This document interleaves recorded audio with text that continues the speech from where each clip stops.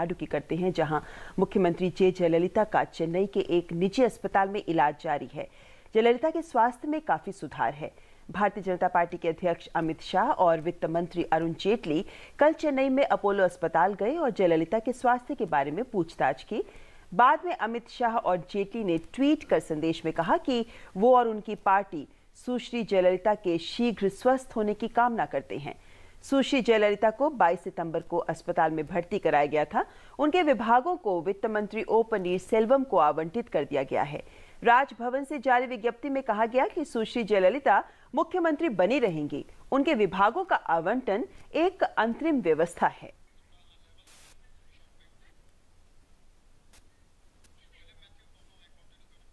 और इस वक्त और जानकारी के साथ चेन्नई से हमारे साथ जुड़ रहे हैं हमारे संवाददाता फिलिप मैथ्यू। फिलिप, जयललिता की सेहत को लेकर तमाम अटकलें भी लगाई जा रही हैं, लेकिन कल अमित शाह और वित्त मंत्री अरुण जेटली ने उनके हालचाल जानने की कोशिश की है। इस वक्त स्वास्थ्य बुलेटिन के हिसाब से कैसे हैं उनके हालात?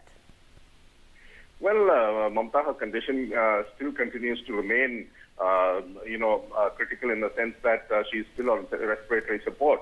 But we haven't had a health bulletin issued at least for the last couple of days, and that has led to speculation about how she actually is at the moment.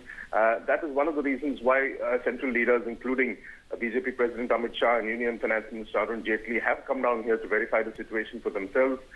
They did not speak to the media after meeting the Chief Minister, but we are told by party sources that they were satisfied with the explanations given by the doctors that she is making improvement, although in a very slow and steady manner. और ऐसे में Philip Matthew, जिस तरीके से विभाग, जो मुख्यमंत्री के पास विभाग हैं, वो विभाग अभी कुछ समय के लिए पनीरसेल्वम को दिए गए जब तक कि मुख्यमंत्री स्वस्थ होकर वापस नहीं आ जाती हैं, उसमें प्रशासनिक कार्य कामकाज किस तरीके से प्रभावित हो रहा है, या हम ये माने कि अब प्रशासनिक कामकाज सही तरीके से आगे बढ़ रहा है?